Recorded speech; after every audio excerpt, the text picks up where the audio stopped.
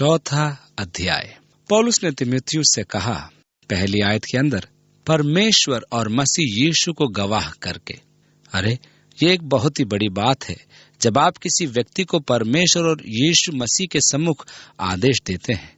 तीमुथियुस को आदेश देते हुए पौलुस लिखता है, प्रभु यीशु मसीह जो जीवितों और मरे हुओं का न्याय करेगा। अब परमेश्वर उनका न्याय करेगा जो जीवित और मरे हुए हैं। उसके प्रकट होने और राज्य की सुधि दिलाकर मैं तुझे आदेश देता हूं। वचन के अनुसार मनुष्यों का दो न्याय किया जाएगा। एक, उसके आने पर उन लोगों का न्याय किया जाएगा जो महाक्लेश काल के समय में होंगे। मत्ती के सुसमाचार के अनुसार जब यीशु आएगा तब पहली बात जो वो करेगा वो यह है कि वह राज्यों को न्याय करने के लिए एकत्रित करेगा, और वह उन्हें जैसे चरवाहा अपने भेड़ों और बकरियों को अलग करता है वैसे ही अलग करेगा। और वह उन्हें अपने बाएं हाथ करेगा और वह कहेगा, हे शापित लोगों, चले जाओ, क्योंकि मैं भूखा था, तुमने मुझे खाने को नहीं दिया, मैं प्यासा था, तुमने मुझे पानी नहीं पिलाया, मैं नंगा था और तुमने मुझे कपड़े नहीं पहनाए, मैं बीमार था और बंदी गृह में था और तुमने मेरी सुधि न ली। और वे लोग यीशु से पूछेंगे कि प्रभु, हमने तुझे ऐसी हालत में कब देखा? तब प्रभु उत्तर देगा कि जो तुमने इन छोटे से छोटों में से किसी एक के साथ नहीं किया, वो मेरे साथ भी नहीं किया। और अपने दाहिनी ओर वालों से वह कहेगा, हे मेरे पिता के धन्य लोगों, आओ राज्य के अधिकारी हो जाओ, जो जगत की आदि से तुम्हारे लिए तैयार किया गया है। क्योंकि मैं भूखा था और तुमने मुझे खाने को दिया। और वे पूछेंगे कि हे प्रभु, हमने कब तुझे भूखा देखा या खिलाया? तब प्रभु उत्तर देगा कि तुमने जो मेरे इन छोटे से छोटे भाइयों में से किसी एक के साथ किया, वह मेरे ही साथ किया। लेकिन वह न्याय कब होगा जो ये निश्चित करेगा कि वे कौन लोग हैं जो परमेश्वर के राज्य में प्रवेश करेंगे जब यीशु 1000 वर्षों के लिए राज्य करेगा। ये न्याय प्रभु यीशु मसीह के 1000 वर्ष के राज्य के उपरांत किया जाएगा। उस दिन प्रभु यीशु मसीह मृतकों का न्याय करेगा और सब मरे हुए, क्या छोटे और क्या बड़े, सब परमेश्वर के उस बड़े श्वेत सिंहासन के सामने खड़े होंगे और उनका न्याय पवित्र शास्त्र के अनुसार किया जाएगा। इसलिए परमेश्वर और मसीह यीशु को गवाह करके जो जीवितों और मरे हुओं का न्याय करेगा और उसके प्रकट होने और राज्य की सुधि दिलाकर मैं तुझे आदेश देता हूं। वो उसे क्या आदेश देता है? दूसरी आयत में लिखा है कि तू वचन का प्रचार कर। क्यों? क्योंकि यह परमेश्वर का वचन है जो मनुष्य को बदल सकता है। यह परमेश्वर का वचन ही है जो वास्तव में मनुष्य में परिवर्तन को ला सकता है और उसे शुद्ध कर सकता है। इसलिए वचन का प्रचार कर। ओह, ये क्या शर्म की बात नहीं कि आज कलीसिया में बहुत ही कम वचन का प्रचार किया जाता है। आजकल के प्रचारक सब प्रकार के विषयों पर प्रचार करते हैं, लेकिन वचन से बहुत ही कम प्रचार करते हैं। तीमुथियुस, मैं परमेश्वर और मसीह यीशु को गवाह करके तुझे आदेश देता हूं कि तू वचन का प्रचार कर। पौलुस कहता है, क्योंकि हम अपने को नहीं परंतु मसीह यीशु का प्रचार करते हैं कि वो प्रभु है, और अपने विषय में यह कहते हैं कि हम यीशु के कारण तुम्हारे सेवक हैं। हम उसके सेवक हैं, जैसा कि 2 कुरिन्थियों के 4 अध्याय उसकी 5वीं आयत में लिखा है। इसलिए वचन का प्रचार करें। और फिर उसने आगे लिखा, समय और असमय तैयार रह। दूसरे शब्दों में, हमेशा तैयार रहे। कभी कभी आप ऐसा अनुभव करते हैं कि प्रचार करें, कभी कभी ऐसा नहीं लगता, लेकिन हमेशा तैयार रहें। और आगे लिखा है, और समझा। परमेश्वर का वचन समझाने के लिए लाभदायक है। सब प्रकार की सहनशीलता और शिक्षा के साथ उल्हाना दे और डांट।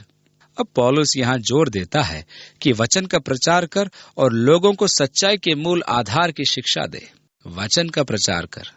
तीसरी आयत, क्योंकि ऐसा समय आएगा जब लोग खरा उपदेश न सह सकेंगे, पर कानों की खुजली के कारण अपनी अभिलाषाओं के अनुसार अपने लिए बहुत से उपदेशक बटोर लेंगे और अपने कान सत्य से फेर कर कथा कहानियों पर लगाएंगे।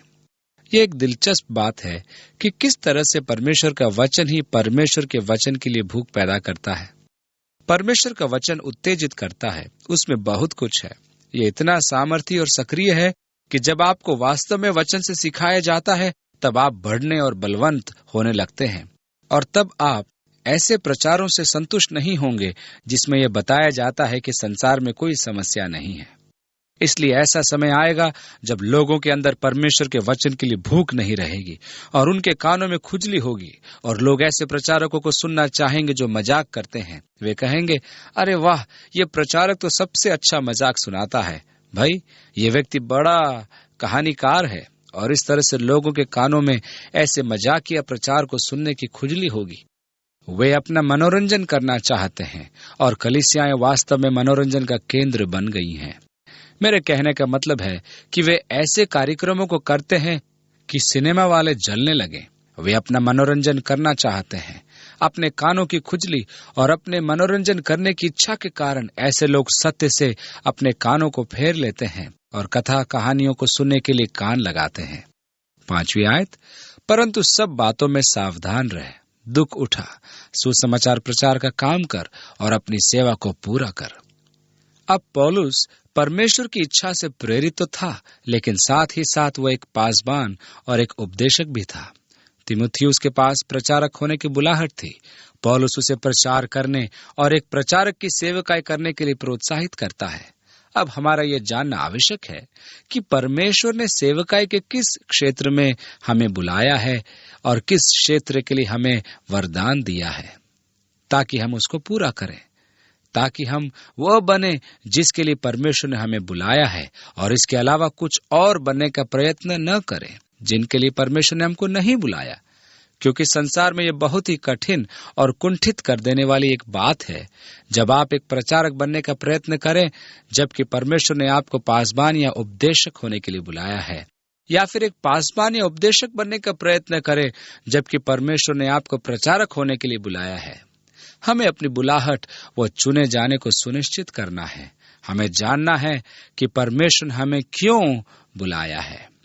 मेरी सेवकाई के लगभग प्रथम 16 वर्ष पूरी तरह से निराशा भरे थे, क्योंकि मैं प्रचारक बनने की कोशिश कर रहा था।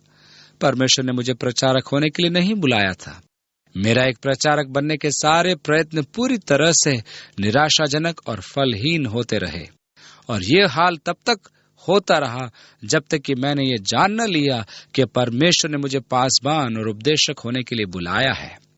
और इस तरह से मेरी सेवकाई आशीषित होना आरंभ हुई, क्योंकि अब मेरी सेवकाई स्वाभाविक है, बलपूर्वक नहीं।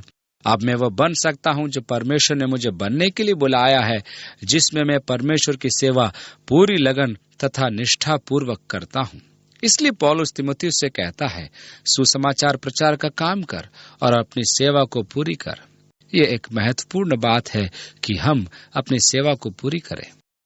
6ठी आयत, क्योंकि अब मैं अर्घ के समान उंडेला जाता हूं और मेरे कूच का समय आ पहुंचा है। रोम में पौलुस के लिए स्थिति बुरी होती जा रही थी। उस पर चल रहे मुकदमे की दिशा किस और है यह वह जान चुका था। वह अपने प्राथमिक सुनवाइयों के लिए हाजिर हुआ था और उसने अपने ऊपर लगाए गए अभियोगों को सुना, और अपने प्रति रोमी सरकार के व्यवहार को देखने के बाद पौलुस ने जान लिया था कि उसके पास अब ज्यादा दिन नहीं है। तीमुथियुस के नाम पौलुस के द्वारा लिखी गई ये दूसरी पत्री उसकी अंतिम पत्री है, और वो महसूस करता है कि अब होना कोई नहीं टाल सकता। मेरे कूच करने का समय आ पहुंचा है, वो लिखता है। यहाँ हम देखते हैं कि पौलुस अपने मृत्यु को एक यात्रा के लिए प्रस्थान करने के जैसा देख रहा है। वह कहता है कि मैं थोड़ी देर के अंदर इस शरीर रूपी तंबू में से निकलकर उस स्वर्ग रूपी महल में चला जाऊंगा। परमेश्वर की ओर से स्वर्ग पर एक ऐसा भवन मिलेगा जो हाथों से बना हुआ घर नहीं, परंतु चिरस्थायी है। मेरे कूच करने का समय आ पहुंचा है। और तब पौलुस कहता है 7वीं आयत के अंदर, मैं अच्छी कुश्ती लड़ चुका हूं, मैंने अपनी दौड़ पूरी कर ली है, मैंने विश्वास की रखवाली की है। जब कूच करने का समय निकट आता है तब ऐसी बात कहना बहुत बड़ी बात है, और जब मैं अपने जीवन को पीछे मुड़कर देखता हूं तब मैं कह सकता हूं कि मैं अच्छी कुश्ती लड़ चुका हूं। जो कुछ मेरे पास था उसे छोड़कर मैंने अपनी दौड़ पूरी कर ली है। इससे पहले जब पौलुस ने फिलिपियों को पत्री लिखा तब उसने कहा, यह मतलब नहीं कि मैं पा चुका हूं या सिद्ध हो चुका हूं, पर उस पदार्थ को पकड़ने के लिए दौड़ा चला जाता हूं जिसके लिए मसीह यीशु ने मुझे पकड़ा था। हे भाइयों, मेरी भावना यह नहीं कि मैं पकड़ चुका हूं, परंतु केवल यह कि एक काम करता हूं कि जो बातें पीछे रह गई हैं उनको भूलकर आगे की बातों की ओर बढ़ता हुआ निशाने की ओर दौड़ा चला जाता हूं, ताकि वो इनाम पाऊं जिसके लिए परमेश्वर ने मुझे मसीह यीशु में ऊपर बुलाया है। उसने मसीही जीवन को एक दौड़ के रूप में देखा। उसने कहा, क्या तुम नहीं जानते कि दौड़ में तो दौड़ते सब ही हैं, परंतु इनाम एक ही ले जाता है। तुम वैसे ही दौड़ो कि जीतो। मैं अच्छी कुश्ती लड़ चुका हूं, मैंने अपनी दौड़ पूरी कर ली है, मैंने विश्वास की रखवाली की है। इसलिए भविष्य में मेरे लिए धर्म का मुकुट रखा हुआ है, जिसे प्रभु जो धर्मी और न्यायी है मुझे उस दिन देगा, और मुझे ही नहीं वरन उन सबों को भी जो उसके प्रकट होने को प्रिय जानते हैं। यह थी 8वीं आयत। हमें कहा जाता है कि हम उसके प्रकट होने के इंतजार करें, उसके प्रकट होने की बाट जो है। और अब पौलुस कहता है कि हम उसके प्रकट होने को प्रिय जाने, तब हमें धार्मिकता का मुकुट मिलेगा। यीशु ने स्मिरना की कलीसिया को कहा, प्राण देने तक विश्वासी रहे तो मैं तुझे जीवन का मुकुट दूंगा। स्वर्ग में विभिन्न मुकुटों में से एक धार्मिकता का मुकुट है। हमारा न्यायी प्रभु मुझे धार्मिकता का यह मुकुट उस दिन देगा, और मुझे ही नहीं वरन उन सब को भी जो उसके प्रकट होने को प्रिय जानते हैं। इसलिए मेरे पास शीघ्र आने का प्रयत्न कर। यहाँ पौलुस तिमोथी से आग्रह करता है कि वह उसके पास शीघ्र आ जाए। वह कहता है कि मेरे जाने का समय निकट आ गया, इसलिए जितनी शीघ्रता से आ सकता है आ जा। 10वीं आयत में, क्योंकि देमास ने मुझे छोड़ दिया है। अब देमास का नाम पौलुस अपने पहले लिखी गई पत्रियों में लिख चुका है, और पौलुस पहले से ही कह चुका था कि वो जो आसिया के थे उन्होंने मुझे छोड़ दिया। वास्तव में उन्होंने ये सोचकर पौलुस को छोड़ा होगा कि यदि वे उसका साथ देंगे तो संभवतः उन्हें अपने प्राणों की हानि उठानी पड़ेगी, क्योंकि वह मृत्युदंड की आज्ञा पाया हुआ एक कैदी था। इसलिए पौलुस कहता है कि देमास ने मुझे छोड़ दिया। इसका कारण है कि वह इस संसार को प्रिय जानकर थिस्सलुनीके को चला गया। दूसरे शब्दों में, वह मृत्यु के भय से थिस्सलुनीके चला गया। क्रेस्केंस गलतिया को और तीतुस दलमतिया को चला गया है। केवल लूका मेरे साथ है। मरकुस को लेकर चला आ। ये वही मरकुस है जो बरनबास का भतीजा था और जिसने पौलुस और बरनबास के बीच मतभेद उत्पन्न किया। जब पौलुस और बरनबास अपने प्रथम मिशनरी यात्रा में निकले तब मरकुस उनके साथ गया, लेकिन जब वे साइप्रस से होकर विषम परिस्थितियों वाले प्रदेश की ओर जा रहे थे तब मरकुस डर गया और अपने घर वापस चला गया और पौलुस और बरनबास अकेले ही आगे चले गए। लेकिन अब जब पौलुस और बरनबास अपने द्वितीय मिशनरी यात्रा के लिए तैयार हो रहे थे ताकि वे उन्हीं नगरों में जाकर उन भाइयों को दृढ़ करें जिन्होंने उनके प्रथम मिशनरी यात्रा में उद्धार पाया था, बरनबास ने कहा कि मैं मरकुस को फिर से अपने साथ लेना चाहता हूं, और पौलुस ने कहा, अरे नहीं, मरकुस तो पिछली बार हमें छोड़कर वापस चला गया था। मैं उसे फिर से ले जाना नहीं चाहता हूं। मैं और समस्याएं नहीं चाहता हूं। और इस प्रकार पौलुस और बरनबास के बीच विवाद हुआ और मुद्दा इतना बढ़ गया कि बरनबास मरकुस को लेकर साइप्रस की ओर चल पड़ा और पौलुस सिलास को लेकर आसिया माइनर की ओर चला गया। अब ये एक दिलचस्प बात है। हालांकि आप जानते हैं कि मसीह देह में आपस में भिन्नताएं और मतभेद होते हैं, लेकिन परमेश्वर हमें प्राय वापस ले आता है। और अब पौलुस इसी मरकुस के विषय में लिखता है जिससे उसको पहले समस्या थी और जिसकी वजह से वो अपने साथी बरनबास के साथ नहीं गया जो मरकुस को ले जाना चाहता था। और वो तीमुथियुस से कहता है, मरकुस को लेकर चला आ, क्योंकि सेवा के लिए वो मेरे बहुत काम का है। पौलुस अब इस नव युवक को चाहने लगा था।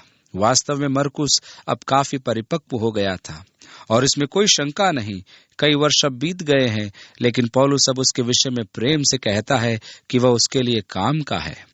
तुखिकुस को मैंने इफिसुस भेजा है जो बागा। यहाँ पर पौलुस एक बहुत ही व्यक्तिगत प्रकार की वस्तु के बारे में जिक्र करता है कि जो बागा मैंने त्रोआस में करपूस के यहाँ छोड़ आया हूँ, जब तू आए तो उसे और पुस्तकें विशेष करके चर्म पत्रों को ले आना। पौलुस के बारे में कहा जाता है कि वह एक किताबी कीड़ा था। वास्तव में इतिहास के अनुसार पौलुस का यह कहना है कि वह धर्मशास्त्र को सीखने के लिए गमालिएल के चरणों पर बैठा था, और हमारे पास इस बात का एक लेख है जिसमें गमालिएल पौलुस को अपने एक चेले के रूप में बताता है। और जब गमालियल पौलुस को अपने चेले होने के बारे में बताता है, तब उन्होंने कहा कि मुझे सबसे बड़ी कठिनाई उसके साथ यह रही कि मैं उसे पढ़ने के लिए बहुत पुस्तकों को देता रहता था। वह लगन से पढ़ता था, और इसलिए जब पौलुस अग्रिप्पा राजा के सामने अपने पक्ष का बयान करता है, तब फेस्तुस चिल्लाकर बोलता है, तेरे अधिक पढ़ने के कारण तू पागल हो गया है। क्योंकि जब पौलुस कैसरिया की कैद में था, तब लगातार 2 वर्षों तक पुस्तकों को पढ़ता रहा, और जब जब फेस्तुस ने उसे देखा, तब पौलुस को पुस्तकों को पढ़ने में तल्लीन पाया, और इसलिए उसने कहा, तूने बहुत पढ़ा और तू बहक गया है, तेरे अधिक पढ़ने से तेरा सिर फिर गया है। इसलिए पौलुस तीमुथियुस से कहता है कि पुस्तकों को ले आ, विशेष करके चर्म पत्रों को ले आ। सिकंदर ठठेरे ने मुझसे बहुत बुराइयां की हैं, प्रभु उसे उसके कामों के अनुसार बदला देगा। ये एक दिलचस्प बात है, क्योंकि प्रभु ने कहा कि हम उनके लिए प्रार्थना करें जो हमारे साथ छल करते हैं, लेकिन मैं नहीं जानता कि वो आपसे इच्छा रखते हैं कि आप पौलुस के समान ऐसी प्रार्थना करें। 15वीं आयत, तू भी उससे सावधान रहे, ऐसे सिकंदर ठठेरे जैसे लोगों से सावधान रहे, क्योंकि उसने हमारी बातों का बहुत ही विरोध किया है। मेरे पहले प्रतिवाद के समय किसी ने भी मेरा साथ नहीं दिया, वरन सब ने मुझे छोड़ दिया था। भला हो कि इसका उनको लेखा देना न पड़े। यहाँ पर हम एक खास बात देखते हैं कि पौलुस अपने सब मित्रों द्वारा त्यागा गया। रोमी सम्राट नीरो के सामने उसकी पहली सुनवाई पर वे सब उसको छोड़कर चले गए। पौलुस ने पहली बार मसीह विश्वास को तब करीबी से जाना जब स्तिफनुस का पथरवाह किया गया, और जिसके बारे में पवित्र शास्त्र में उल्लेखित है। पहली बार हम पौलुस के बारे में तब देखते हैं जब वह कुछ लोगों के वस्त्रों को पकड़े हुए था जो स्तिफनुस को पथरवाह कर रहे थे। उसने हाल ही में महासभा में, जिसका वह सदस्य था, स्तिफनुस के शक्तिशाली गवाही को सुना था। यहूदियों की इस महासभा ने एक मत से उसे पथरवाह करने के लिए सहमति जताई। उस समय पौलुस ने भी कहा, हाँ, उसका पथरवाह करो।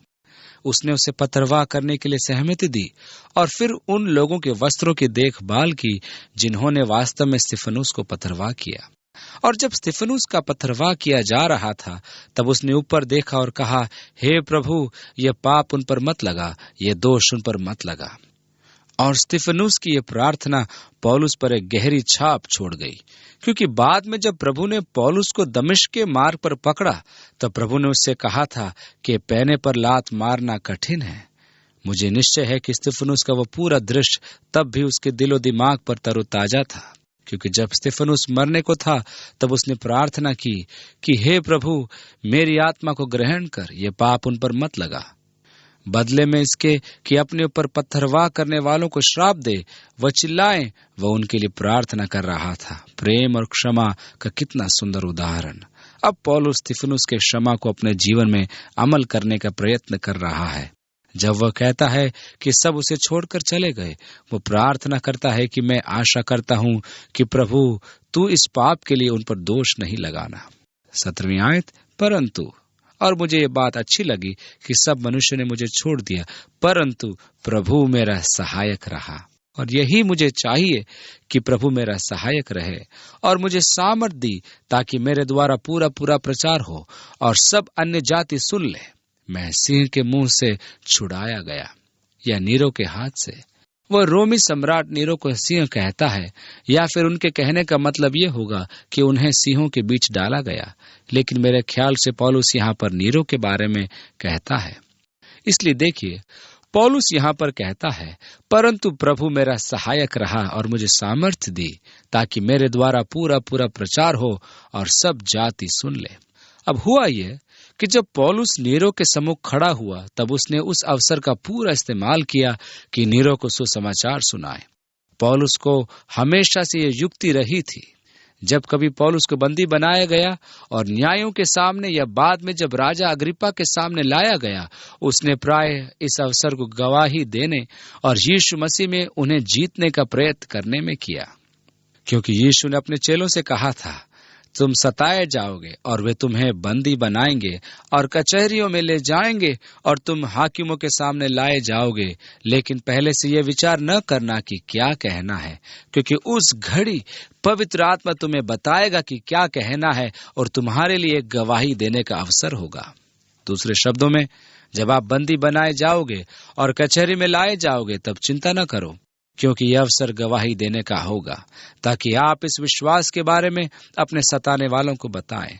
और इसलिए पौलुस ने न्यायों के सामने मिले हर एक अवसर को गवाही देने के लिए इस्तेमाल किया, यहाँ तक कि उसने राजा अग्रिप्पा को ऐसा सामर्थी गवाही को सुनाया कि उसने कहा, हे राजा अग्रिप्पा, क्या तुम पवित्र शास्त्र पर विश्वास करते हो? मैं जानता हूं कि तुम पवित्र शास्त्र पर विश्वास करते हो। इस पर राजा अग्रिप्पा ने कहा, अरे क्या तू थोड़े ही समझाने से मुझे मसीही बनाना चाहता है? तब पौलुस ने कहा, काश मैं ऐसा कर पाता। वह वास्तव में ऐसा चाहता था, वह उसे बदलने का प्रयत्न कर रहा था। अब न तो पौलुस और न ही लूका हमें बताता है कि पौलुस ने नीरो से क्या कहा, लेकिन इतना तो निश्चित है कि उसने नीरो को सुसमाचार सुनाया होगा, क्योंकि उसने सोचा होगा, यदि मैं मसीह में रोमी सम्राट नीरो को जीत सका तो मसीह विश्वास के लिए यह कितना अच्छा होगा। मुझे निश्चय है कि पौलुस ने ऐसी निडरता के साथ गवाही दी होगी जो आप विश्वास भी नहीं कर सकते हैं। और वह कहता है कि सबने मुझे छोड़ दिया, लेकिन प्रभु मेरे साथ था। पवित्र आत्मा ऐसी घड़ी में आपको वचन देगा। रोमी सम्राट नीरो के पूरे दरबार ने सुसमाचार को सुना और उसने मुझे सामर्थ्य दी ताकि मेरे द्वारा पूरा पूरा प्रचार हो और सब अन्य जातियां सुन ले। मैं सिंह के मुंह से छुड़ाया गया और प्रभु मुझे हर बुरे काम से छुड़ाएगा। हाँ, पौलुस छुड़ाया गया, वो नीरो से बच निकला, क्योंकि यीशु ने कहा, जो शरीर को घात करते हैं पर आत्मा को घात नहीं कर सकते, उनसे मत डरना, पर उसी से डरो जो आत्मा और शरीर दोनों को नरक में नष्ट कर सकता है। इसलिए हम परमेश्वर से डरें। पौलुस कहता है कि मैं जानता हूं परमेश्वर मुझे छुड़ाएगा, और पौलुस जानता था कि किस तरह से परमेश्वर उसे छुड़ाएगा, क्योंकि उसने कहा, और मेरे कूच का समय आ पहुंचा है। मेरे विचार से यह सोचना गलत है कि छुटकारा सिर्फ चंगाई के द्वारा मिलता है। परमेश्वर कई तरह से हमें छुड़ा सकता है और प्रभु मुझे छुड़ाएगा और अपने स्वर्गीय राज्य में मुझे सुरक्षित पहुंचाएगा। संसार मेरे जीवन का अंत कर सकता है, लेकिन मैं स्वर्गीय राज्य में सुरक्षित रहूंगा। उसी की महिमा युगान युग होती रहे। आमीन। प्रिस्का और अक्विला को नमस्कार। प्रिस्का और अक्विला इफिसुस में हैं और पौलुस उनसे मसीही प्रेम में अभी भी बंधा हुआ है। वह उनसे पहली बार कुरिन्थ में मिला था और तब वे उसके साथ या उससे पहले इफिसुस को गए और वे उसके साथ उसकी सेवकाई में एक साथ थे। पौलुस प्रिस्का और अक्विला से मिलने के लिए बेताब था, इसलिए वह उन्हें नमस्कार कहता है, और उनेसिफुरुस के घराने को नमस्कार। ऐसा विचार किया जाता है कि उनेसिफुरुस को रोम में ही मार दिया गया था, क्योंकि उसने पौलुस को यत्न से ढूंढा और उसे काल कोठरी में मिला। लेकिन ऐसा सोचा जाता है कि पौलुस के साथ उसके संबंध के कारण उसे मार दिया गया था, क्योंकि यहाँ पर पौलुस उसको नमस्कार नहीं देता, लेकिन सिर्फ उसके घराने को नमस्कार देता है। और ऐसे भी कुछ लेख हैं जो ये बताते हैं कि पौलुस के साथ उसके संबंध होने के कारण उसे मार दिया गया। 20वीं आयत, इरास्तुस कोरिन्थुस में रह गया और त्रुफिमुस को मैंने मिलेतुस में बीमार छोड़ा है। जाड़े से पहले चले आने का प्रयत्न कर। यूबुलुस और पुदेस और लिनुस और क्लोदिया और सब भाइयों का तुझे नमस्कार। मेरे पास समय नहीं कि मैं वो दिलचस्प कहानी सुनाऊं जो इस क्लोदिया के बारे में है, जिसके विषय में यह विचार किया जाता है कि वह ब्रिटिश द्वीप की एक राजकुमारी थी। और प्रारंभिक कलीसिया में इस क्लोदिया के संबंध में कुछ दिलचस्प बातें कही जाती हैं। अब यह बिल्कुल वही क्लोदिया है या नहीं, ये तो नहीं मालूम, लेकिन रोम के प्रारंभिक कलीसिया में वहां क्लोदिया थी जो मसीही विश्वास में आई। और ऐसा कहा जाता है कि वह मेरी नाम की एक रोमी अधिकारी के पास भेजी गई, और यह कि किस प्रकार से रोम में उसने मसीह विश्वास को स्वीकार किया तथा कलीसिया में एक बहुत ही प्रभावशाली स्त्री हुई। 22वीं आयत, प्रभु तेरी आत्मा के साथ रहे, तुम पर अनुग्रह होता रहे। और यही है पौलुस का तीमुथियुस के नाम अंतिम पत्री, वह अंतिम पत्र जो उसने लिखा। और परमेश्वर तुम्हें अधिकाई से आशीष दे। जब परमेश्वर का वचन आपके जीवन में फलवंत होने लगे और जब आप प्रतिदिन के अपने जीवन में उस पर अमल करना आरंभ करें, होने दें कि परमेश्वर के वचन का शुद्ध करने का प्रभाव आपके जीवन में हो। जैसे यीशु ने कहा, तुम तो उस वचन के कारण जो मैंने तुमसे कहा शुद्ध हो। होने दें कि परमेश्वर का वचन आपको धार्मिकता के मार्ग पर चलाए और आपकी अगुवाई करे, उस धार्मिकता के मार्ग में जिसमें परमेश्वर चाहता है कि आप दौड़ें।